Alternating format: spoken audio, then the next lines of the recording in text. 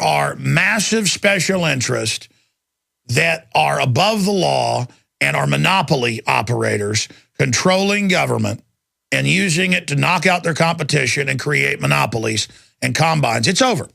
And the foolish, childlike Democrats that want free houses and cars and think that everything is this cornucopia of goodies, and who hate libertarians and the rest of it. Libertarianism, the idea that someone else isn't your property or your slave. And oh, well, they'll make the big government work. They'll create a utopia with it. They know how to tweak it. It's just if the right people are in charge, it doesn't work like that. And it ends up creating massive dependency and the nightmare we now see. And you've got the Democrats running around hailing this new health care package as if it's heaven on earth. And Michael Moore saying, oh, this is the beginning of the... What was his quote of the unified healthcare system, with the government run by a bunch of eugenicists in control of it, and the death panels and the rationing, all admitted. Remember, none of that existed, but now they admit, oh yeah, we are going to ration your care because everybody's got to share, and now they've got all these dependents who are into this psychology and don't know any other way to make their way in life without a government check, who are now the army that is going to rule for the bankers. And they will do anything. And again, we're going to go to break, come back with Webster Tarpley, get into Syria where he's been, that whole thing, also get his take, obviously, on the healthcare situation. I'm not sure quite what it'll be, but we'll find out with Dr. Tarpley here in a moment. And then, of course, later, William Shatner, I mentioned that we've called him up. We're going to probably get him on the show, but as soon as he's able. But the point here is LAX... And they go to check inside his pants, and it says they singled him out, and his pants fell down in his underwear, and people laughed at him. And he said it was the most humiliating thing of his life. I'll read the full quote coming up. And again, this is what happens at LAX. I've talked to people in Hollywood. They say it's well known. Stalkers are getting jobs there, so they can grope whoever they want. Imagine you get to grope William Shatner, if that's what you're into it, some perv at the airport. I mean, this is how ridiculous this is. The Pentagon runs Al-Qaeda attacking Syria. For your mind. Well, some are saying that Roberts did this to supercharge Mitt Romney's campaign. Funny, I thought judges wear black robes because it's supposed to cloak who they are as a person. They're supposed to just judge the law. Because the Constitution says you can't compel somebody to buy some private good. And this precedent is very, very dangerous. I'm going to get to it later after Webster gets into Syria. That's why I've got him here. But here are some of the articles that are at Infowars.com. Napolitano, Obamacare ruling will drive libertarians to Romney. Yeah, no kidding. And then the guy that wrote it, the Obamacare precedent, the Second Amendment is next. Kurt Nimmo, key article, read it. Michael Moore celebrates Obamacare with law written by insurance companies. Report, more people killed by bees and drowning in Bath than from terrorism. I looked those statistics up years ago and kept parroting it, and now it's like all over the news they're picking that up. That's just what I randomly chose to show the illustration. It just shows what you can do with a radio show reaching millions. 15 reasons why the Obamacare decision is a mind-blowing disaster for America. That's coming up. But right now, let's go to Webster Griffin Tarpley on Syria, because he was just there, I don't know, 6-8 months ago or less. He was there while there were sniper attacks and things. It's now admitted, and I've shown the Fox News articles. You can look them up. I've shown, even Fox, LA Times, that Al-Qaeda was used in Libya, now in Syria, and now the special forces, Western forces, are backing Al-Qaeda. Webster, what in the world is going on with the situation in Syria, and what does this bode for the world, oil prices, all of it? Well, as of right now, it's inching towards war, a general Middle East war, slowly, by fits and starts, one step forward, 2 steps back, and so forth. The news this morning is, on the one side, Turkey has massed military forces along the border with Syria in the wake of this shooting down by Syria of a Turkish jet that had invaded Syrian airspace, probably testing. So the Turks have got their military forces lined up on the Syrian border in the north. And then there's this strange report from Debka file, which is not a reliable source, Israeli intelligence, that the Saudis are sending elements of their military. There's a Saudi army. It's made up completely of mercenaries, right? There are no Saudi princes get their hands dirty in basic training.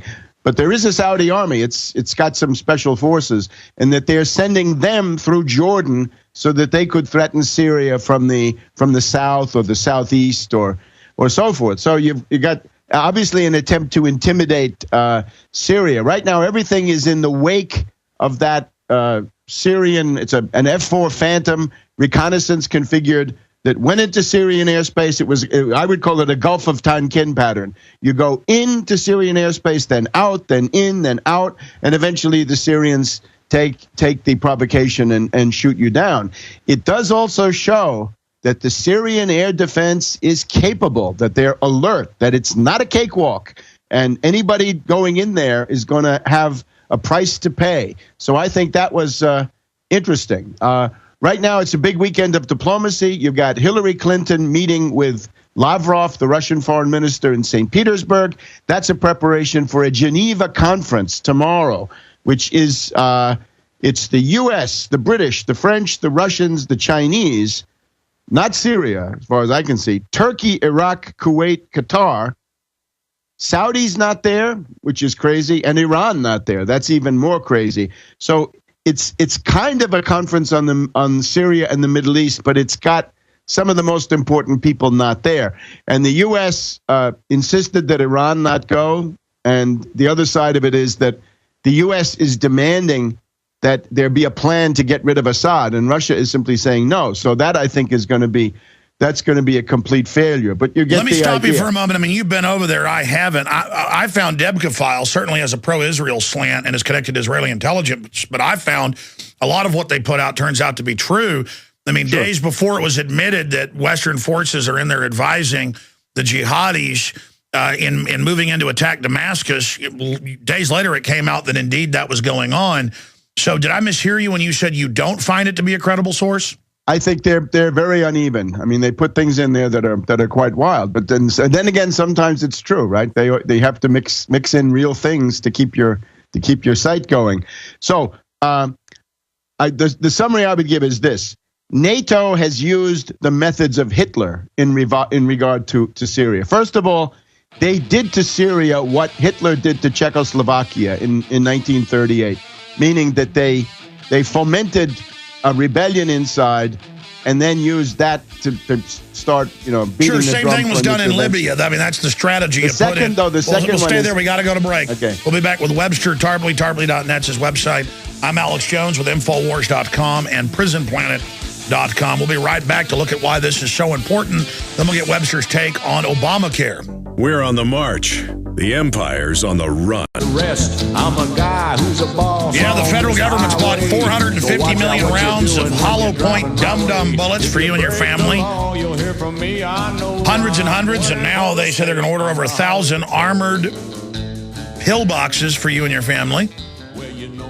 Armed drones, checkpoints, troops rolling around in different cities.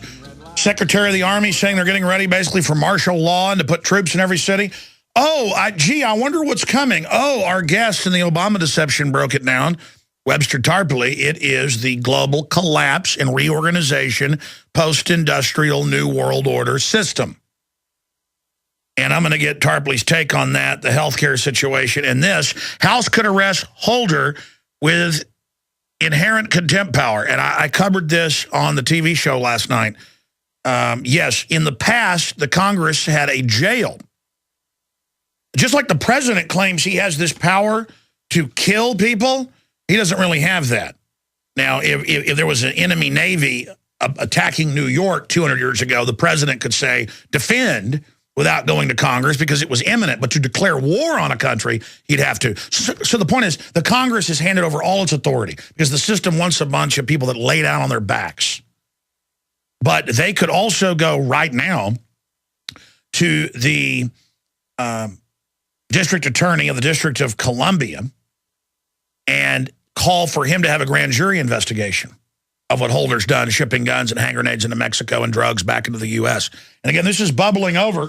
Here is the Washington Post, foreignpolicy.com, as their publication. Fast and the ridiculous. In Mexico, it's taken as fact that the United States is backing drug cartels. And then it goes on and says, Wayne LaPierre says this needs to be looked into. And other big people, what are we going to do? People are listening to this. It's only been in the news for over a year and a half. El Paso Times. Come on, reporters listening. Go look it up. El Paso Times, Chicago Tribune. We've done countless articles at Infowars.com on it. You're like, well, how do we find them? Search Fast and Furious involves drug dealing. Just look it up. It's not hard. I'm ranting. It's just news overload. Webster, finish up with the Syria situation. I mean, in your researched opinion, am I right to be concerned about this? Because Medvedev, Putin, regardless of what people think of them, they have nuclear weapons. The bankers run us, and they've shown they're insane with 40-to-1 bets with MF Global and stuff. And now they're moving weapons all around Europe up against Russia. They've got jihadis running around wearing Al-Qaeda uniforms, with flying Al-Qaeda flags, desecrating Orthodox churches. I was saying Catholic, some are Catholic, most are Orthodox, urinating all over things, defacing Jewish and Christian graves. I mean, just acting like complete maniacs. And do you see Christians rioting everywhere? No. We're just like, good, we deserve it. And then all the neocons that love Islamophobia, they're saying nothing about this. And I mean, it's Twilight Zone, Webster. I feel like I'm living in the Twilight Zone. What do you say?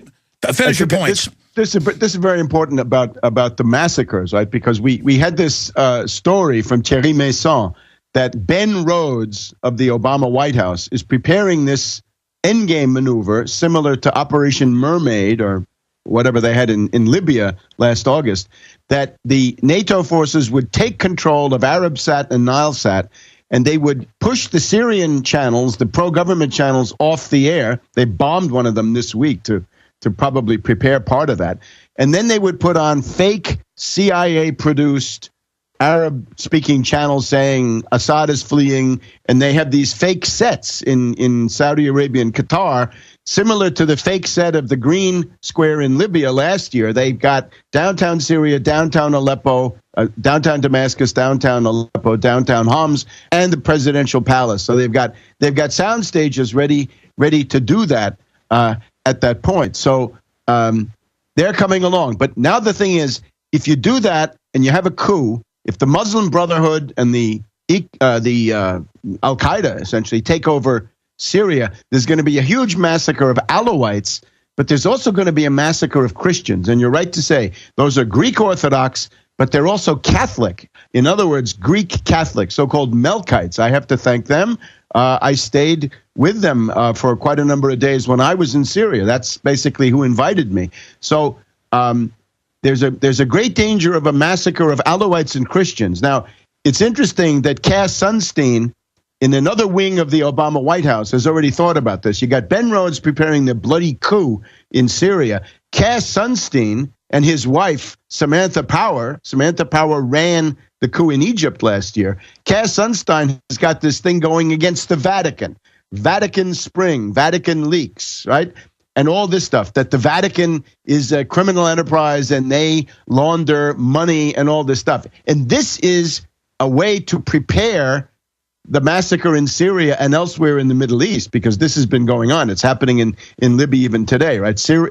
Christians are getting killed, displaced.